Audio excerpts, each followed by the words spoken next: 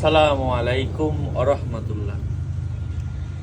অনেকের বাড়িতে গ্যাসের চুলা আছে, কিন্তু তারা মাটিতে মিষ্টি আলু পুড়িয়ে খাওয়ার স্বাদ কখনো আস্বাদন করতে পারবে না।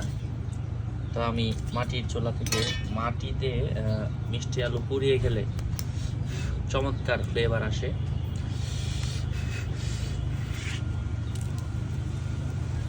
এবং এটা অনেকটা পোড়া পোড়া হয়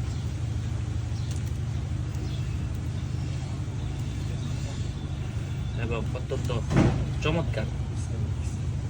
আর সিদ্ধ করে খেলে এই সুন্দর গ্রানটা আর থাকে না।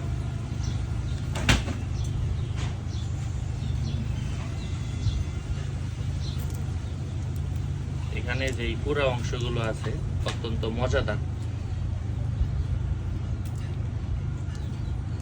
বিসমিল্লাহ।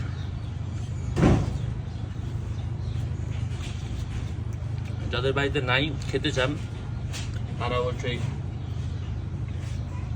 কোনো কাগজ দিয়ে অথবা খড়ির লাকড়ি দিয়ে ছাই বানায় তারপরে পোড়া দিয়ে খাওয়ার চেষ্টা করবেন। সাথেই থাকবেন। ধন্যবাদ।